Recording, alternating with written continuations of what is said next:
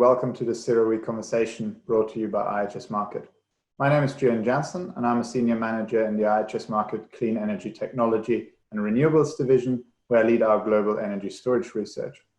Today we will be talking about distributed energy resources, or DERs, which are proliferating in distribution grids around the world as customers seek greater control over the cost and environmental footprint of their electricity use. I'm delighted to have two really great panelists today, and I'm sure they will both be able to provide great perspective on both the technologies and business models that are driving this market. So first I have with me is Surya Panditi, who's the CEO and President of NLX North America. And NLX is providing integrated sustainable energy solutions and electric vehicle charging technologies. Surya, welcome to CERAWeek Conversations. Well, thank you for inviting me. And secondly, I've got Leo Handelsman. Leo is one of the founders of SolarEdge, a pioneer in distributed solar. And I believe recently, Leo, you've also transitioned into the world of venture capital. Welcome to CERAWeek Conversations. Thank you very much, Julian. Great. So let me just briefly set the scene. Because according to the US Environmental Protection Agency, the US already has more than 12 million distributed generation units. And it's about 1/6 of the capacity of the nation's existing centralized power plants.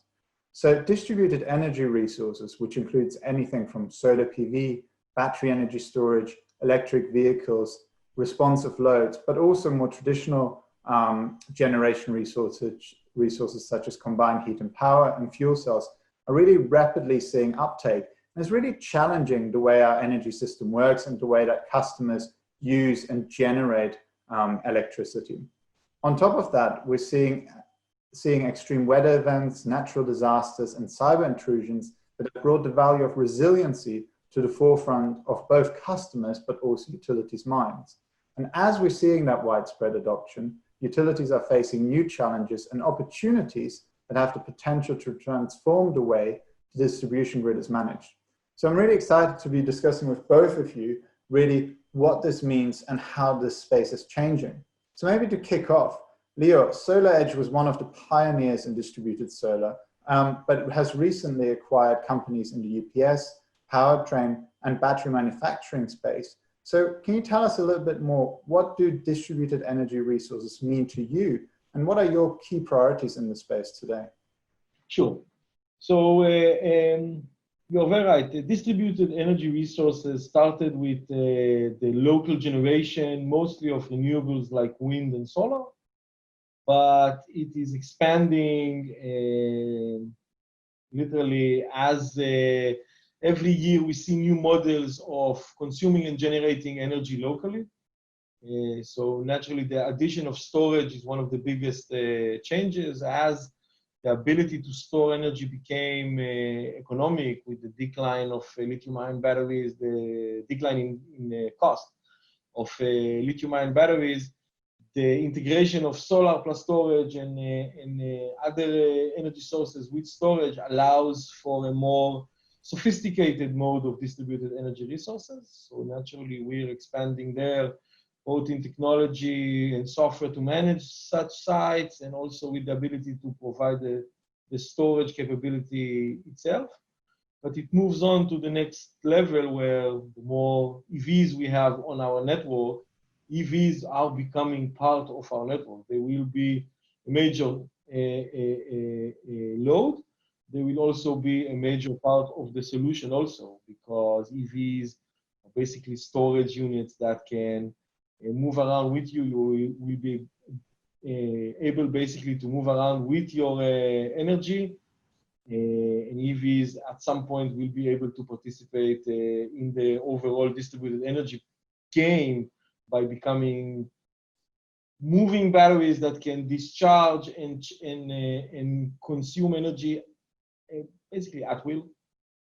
So that world of evolution where data centers are a major load, but also have a lot of storage due to UPS capabilities and other capabilities, solar plus storage, EV as a storage, as a transportable storage resource, it's all one new big exciting network. Yeah, absolutely. And of course, you're looking at it, especially from a technology perspective, So maybe, Surya, you can provide us with some perspective of what distributed energy resources mean to you, because Enel has transitioned from a traditional Italian utility to really becoming a leader in providing integrated energy solutions. So how do you look at this space? Thanks, Julian. I think you really framed that well. Enel is a large, primarily Italian, Spanish, and somewhat in South America utility, over 80 billion euros in revenue. So very large, and yet at the same time, very forward thinking in terms of sustainability, signing on to the UN sustainability targets. And now we're the largest non-state owned renewables company. I think we have 46 gigawatts of renewable across the globe. So I think that really shows that we're signing up to promoting, and not only promoting, but doing a fair bit to lead the sustainability goals. So with that in mind, in North America, we have, of course, we have a renewables business, but NLX itself, we're looking at a few different things. We do have a traditional demand response business, which is the curtailment of energy consumption during peak times. At the same time, we've also got a battery storage business, and we also have EV charging. So we own the juice box product, for example, that's now part of NLX.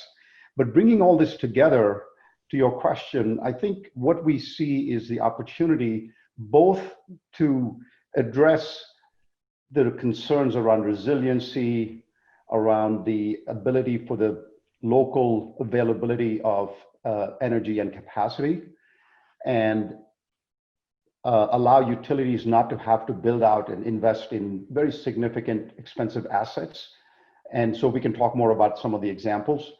At the same time, we have the ability to make sure that there's a financially viable solution in many markets, not in all states or not in all markets, I'll admit that. But that's the combination of the capability and the financials that we believe we do uniquely.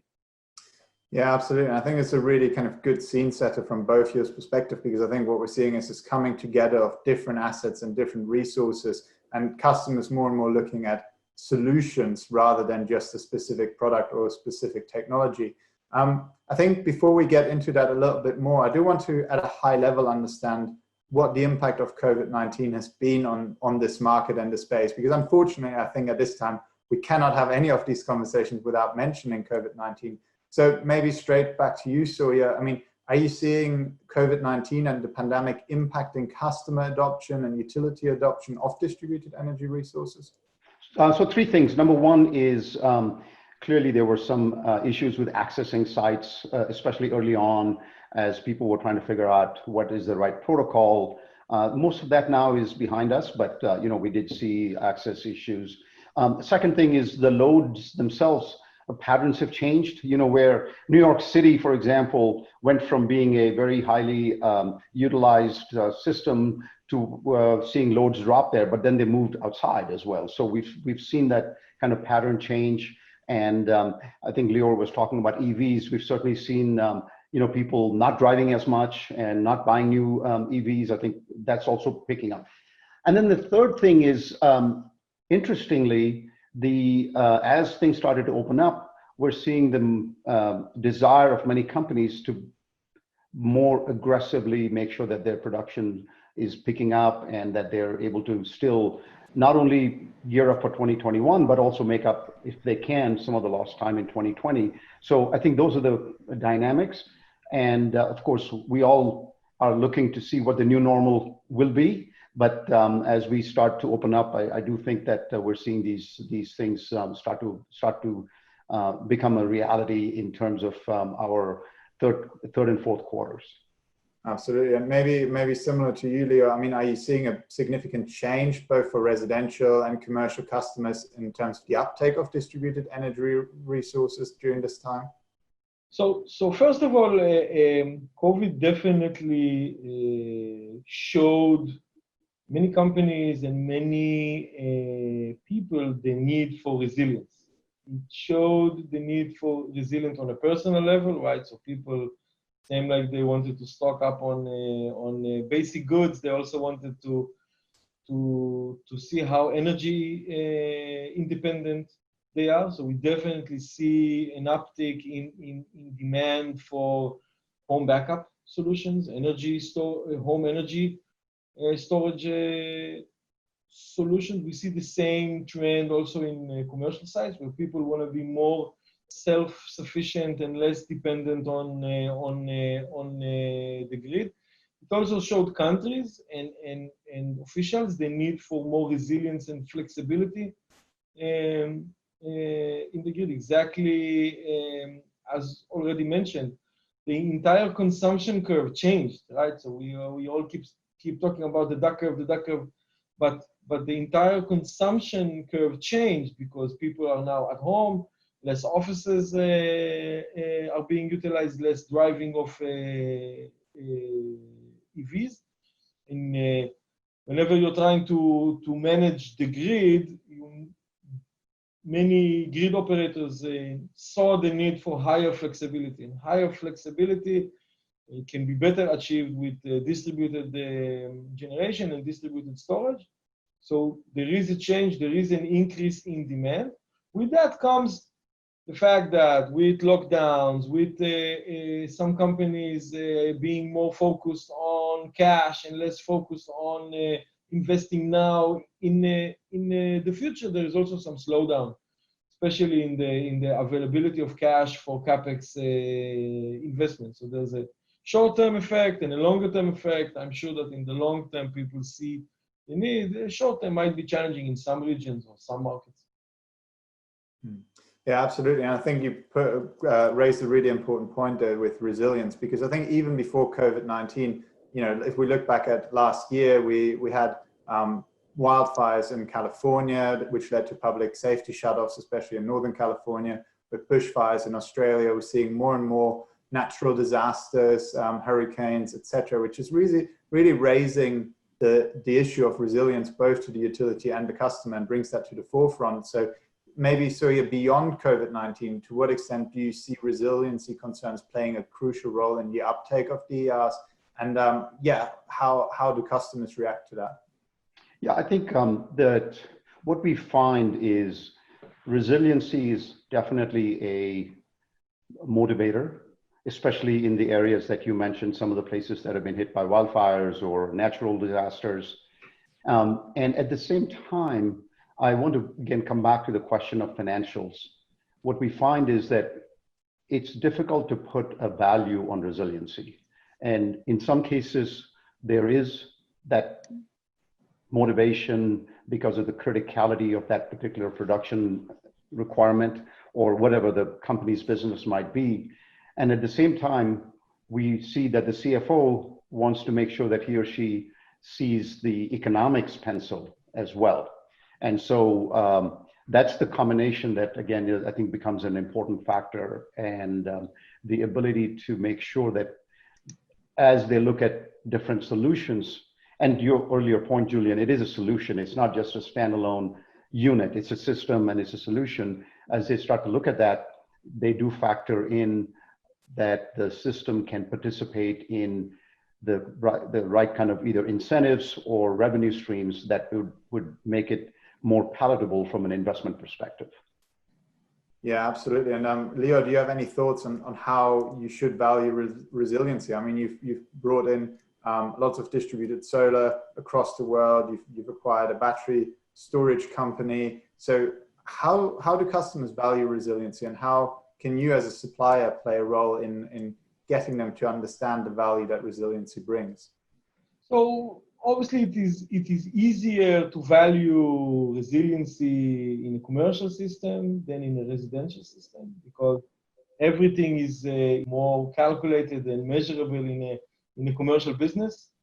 And any business that has downtime, calculated costs can easily calculate resiliency. So same like data centers invest a lot of money in UPS systems and generators, they can quite easily put a price on better resiliency that is based on faster storage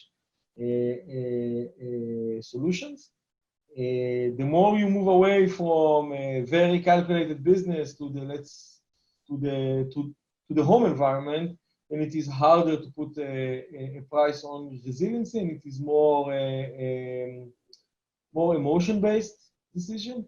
One of the amazing things that we saw in the more distributed side of residential and small business is that people are willing to invest in resiliency and grid independence, even if it costs them money, even if there is no financial return, right?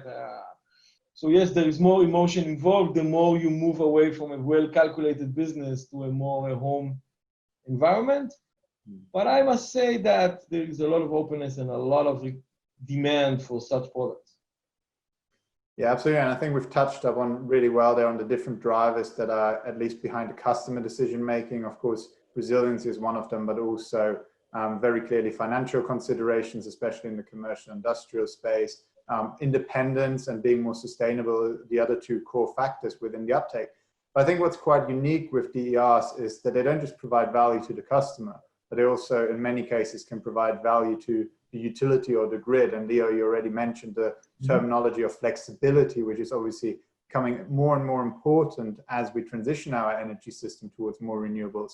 So I think, within this space, it's quite unique because we have to look at both the customer and the utility value. So Surya, I know especially in your operations across the US, you have to work with lots of different utility companies. So what role do you think utilities should play in guiding distributed energy adoption? Yeah, I think that it's important for the right financial structures as well as regulations. So the number one thing is that we are able to make sure that the project is financially viable. And I'll give an example. So we did a project in New York City with for the Con Ed non-wire solution. And what we did was we installed a 4.8 megawatt battery on a retail site with the related companies. And this is customer sited, but it's front of the meter. So it's not sitting behind the meter. And so what we're able to do is provide the right level of, provide a level of utility benefit and value by being a distributed energy resource that they could call on as they need, without having to invest, as the title, as the name says, non-wire solution, without having to invest in the distribution assets and potentially generation assets, which could be not only expensive, but also not clean. And the combination of the right incentives, including our ability to monetize every time we discharge or participate in providing grid services, not just energy, but also ancillary services. I think that's the important thing, is that our ability to monetize all of those, make that project more financially viable. And at the same time, regulations are important because in every jurisdiction, there's both what you have to check as well as things like interconnect. And those become really important for us to be able to plan for. I mean, I have to go to the company's investment committee and make certain commitments around timeframes and investment. And so to the extent that we can come through on those, it becomes incredibly important for us to be able to do more projects. And that's just one example. We're doing projects in multiple areas. And what we find is that this combination of financial and regulatory are critically important. Absolutely. And I think there you obviously come from this from being a solution provider and in many cases working with the utilities, serving utility contracts. Leo, SolarEdge, you're more of a technology-led firm. And to what extent can you cooperate or collaborate with utilities as a technology firm? What's the role for you within this?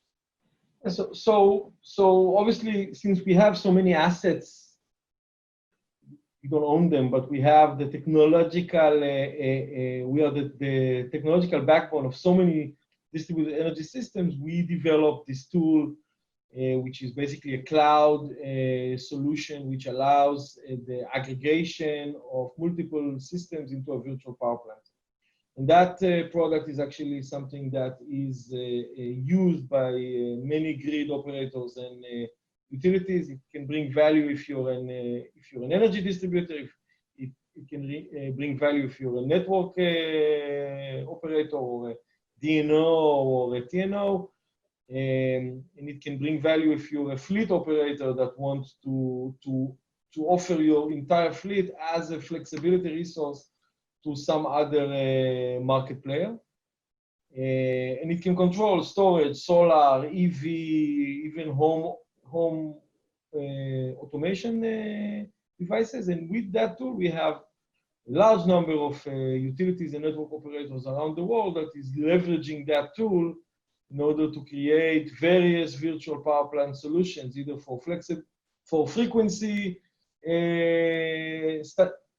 stabilization solutions, or for energy dispatching, virtual peakers, lots of other needed solutions on the network.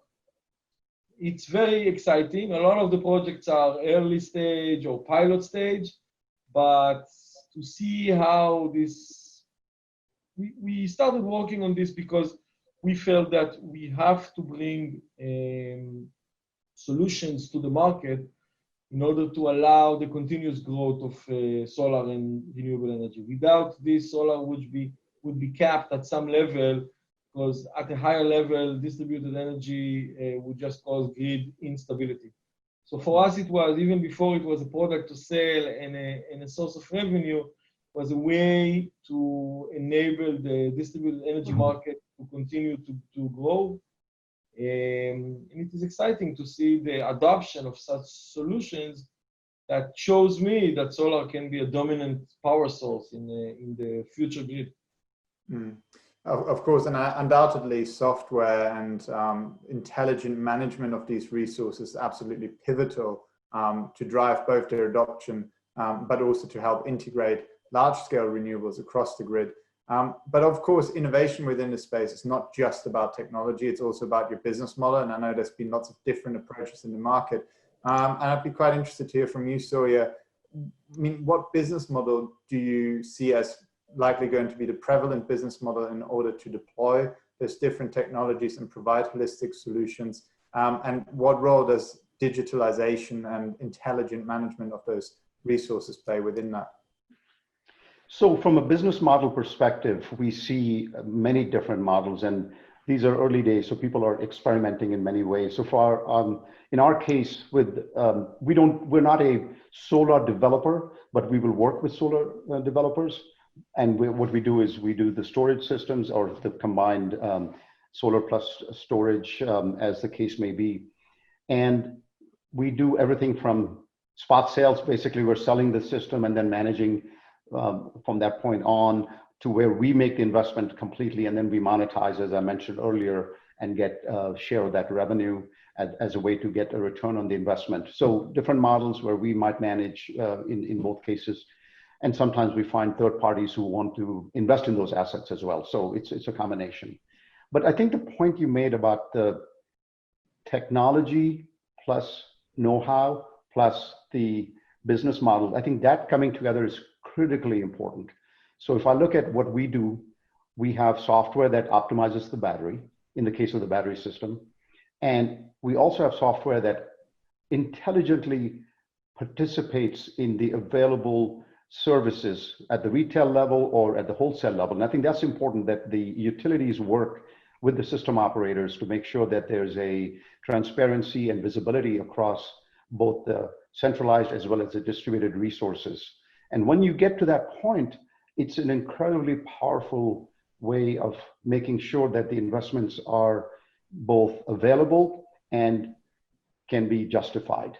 And so this software is it's a machine learning AI type of system. So we're able to predict, and we'll get better and better over time in terms of everything from the weather patterns to what we see as load patterns, and then be able to make sure that we're discharging in a thoughtful manner.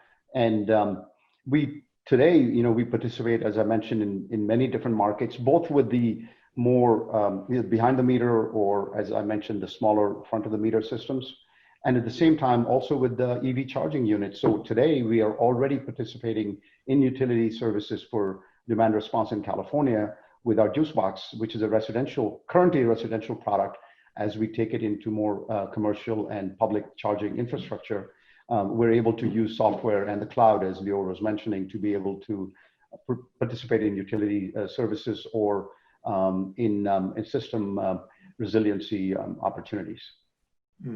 Absolutely, and you both talked about software solutions there, and I mean, this is critical infrastructure in the end, and right now, across the world, we're seeing heightened concerns about cybersecurity threats, intrusions, and ultimately, we will be relying more and more on the connected DERs to provide the critical resilience and security of supply to our grids. So how concerned are you around cybersecurity and the ability of foreign actors, for example, to be able to penetrate those systems and as such attack the reliability of our electricity grids? What's your concerns around that? That's a very important question, Julian. I was meeting with a very senior executive at a utility, and we were talking about the availability of information, and he was pointing out that they have to think about exactly this problem of especially state actors that could potentially have the resources and the ability to disrupt the systems. And so he said it's no longer about some one person sitting in a room someplace trying to hack into our systems. We have to be concerned about more methodical and resourced actors. And so we do have to be concerned about building the right kind of systems. And that's one thing that NL has incredible expertise in, is because we are a utility ourselves in so many countries. And so we've built we have a very robust cyber security capability and organization. And so we go through those, including SOC 2 compliance. And so we take those very seriously. And at the same time, we also have to make sure that when it comes to complying with regulations like GDPR or the recent California regulation about protecting privacy, we also have to balance the confidentiality requirements that we have to follow. So we take all that very seriously. And fortunately, as I said, we have the ability because of our background. I fully agree. Cyber is becoming a bigger and bigger issue of discussion. I think that around the world, there are already been a few examples of what people can do in energy networks, electricity networks with cyber. Companies need to act responsibly and use multiple types of cyber policies and cyber protection measures in order to protect infrastructure, because if you're using equipment that is exposed, or you're using data centers that are exposed, or software solutions which are not protected enough, then eventually a hack will come. But I also think that there is a growing need for more certification around cyber, more industry standards around cyber, and more openness around cyber. Yeah, I don't think that that any company can be hack-proof. I don't think that someone should say that they are hack-proof.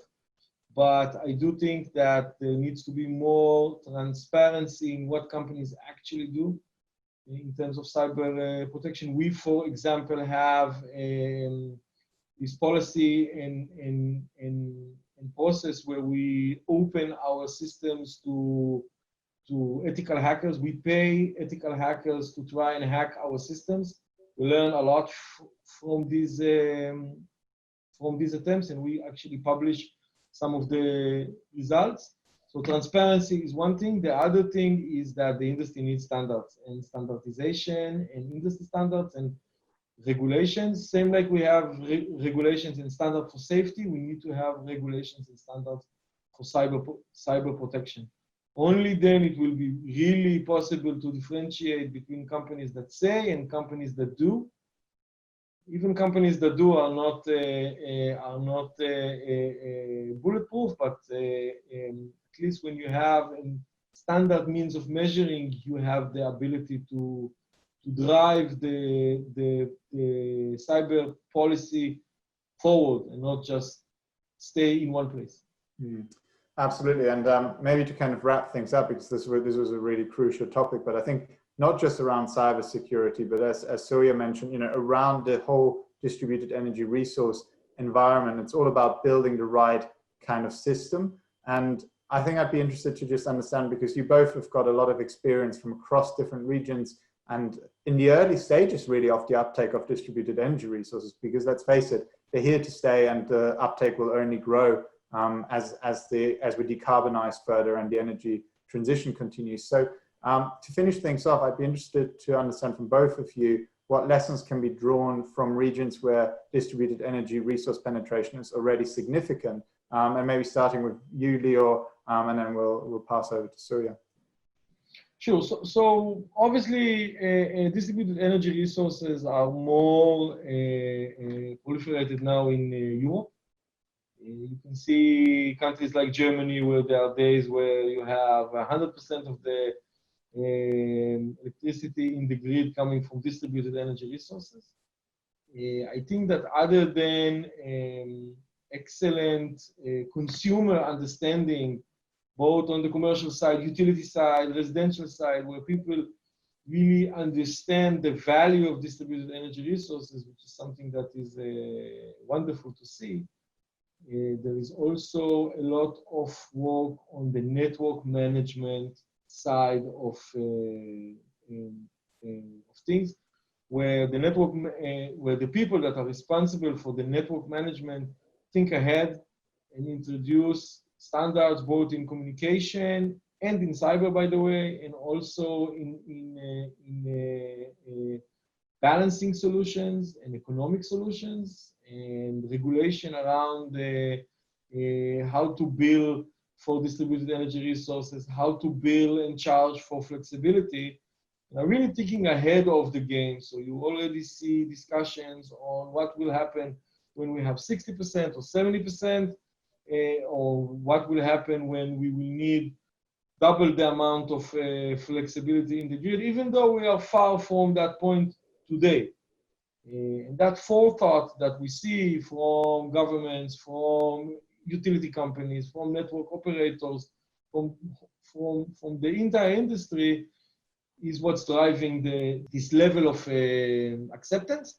And I'm happy to see that also here in North America and in USA. I think that everybody sees what future is coming and are preparing to it, maybe in a little bit different pace, but still we see it coming, and that's great.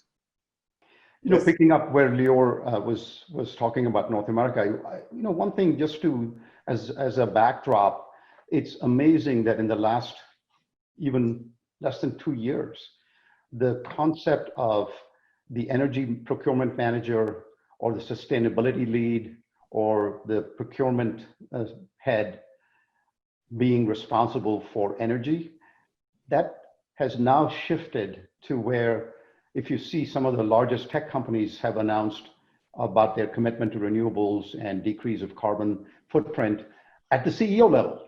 And so we're seeing CEOs of some of the largest companies in the world, some of the most valuable companies in the world, coming out and talking about carbon neutrality and sustainability targets. And that's driving across so many different sectors and so many different size companies. So with that backdrop, I do see that the increase of distributed energy resources, sustainable resources, so solar plus battery storage or different types of renewables along with storage becoming more acceptable. And even in states and regions which have traditionally been more supportive of fossil fuel generation, these large players are making a difference, and they're speaking up with their money, and they're driving the right kind of behavior at the state and system level. And I do think that in some states, it's much easier both from a regulatory and more frictionless participation, as well as from a financial perspective. And in some states, it's more difficult. And so as long as we start to see this kind of progress continue, I do expect to see us leverage, and again, as Lior was saying, all sorts of distributed energy resources, both from a management and visibility perspective, as well as from the ability to contribute into the grid or into resiliency or into ancillary services as and when the need arises. Absolutely. I think that's a great point to kind of conclude our little panel discussion here, because I think as we found, distributed energy resources are really here to stay, and they're really reshaping the way that customers use and generate their electricity, but also provide a huge amount of value to the grid, both across resiliency and flexibility. So with that, thank you both so much for joining the conversation today. And also thanks to our audience for joining us for the CERAWeek conversation brought to you by IHS Markit. Thank you, Julian. Thanks for inviting me. Thank you very much, Julian. Thank you, guys.